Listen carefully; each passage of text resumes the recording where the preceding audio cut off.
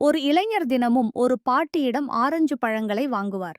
பழங்களை எடை போட்டு வாங்கி பணம் கொடுத்த பின் அந்த பழங்களிலிருந்து ஒன்றை எடுத்து பீத்து வாயில் போட்டுவிட்டு, இந்த பழம் மிகவும் புளிப்பாக உள்ளது என்று அந்த பாட்டியிடம் கொடுத்து சாப்பிட சொல்லி புகார் செய்வார். உடனே பாட்டி ஒரு சுளையை வாயில் போட்டுவிட்டு, இல்லையப்பா, நல்லாதானே இருக்கு என்பார். உடனே அந்த இளைஞர் எதுவும் பேசாமல் மீதி பழங்களை கொண்டு செல்வார். இதையெல்லாம் கொண்டிருந்த அவர் மனைவி அவரிடம், ஏங்க, பழங்கள் நல்லா இனிப்பாக தானே இருக்கு, என் தினமும் இப்படி நல்லா இல்லைன்னு சொல்லி டிராமா போடுறீங்க.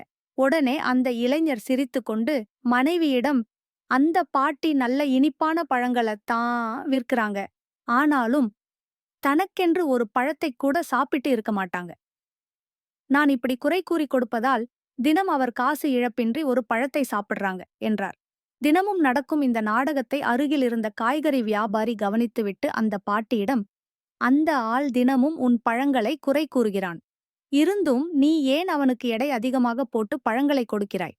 உடனே அந்த பாட்டி புன்னகைத்துவிட்டு, அவன் என்னை தினமும் ஒரு பழத்தை சாப்பிட வைப்பதற்காகவே இப்படி குறை கூறுவது போல கூறி கொடுத்து சாப்பிட வைக்கிறான்.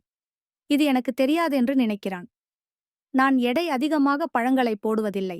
மாறாக அவனது அன்பில் எனது தராசு கொஞ்சம் சரிந்து விடுகிறது என்றார் அன்போடு. இப்படிப்பட்ட சின்ன சின்ன அன்பில்தான் ஜீவன் இன்னும் இருக்கு. அன்பை விதையுங்கள், அதையே அறுவடை செய்வீர்கள்.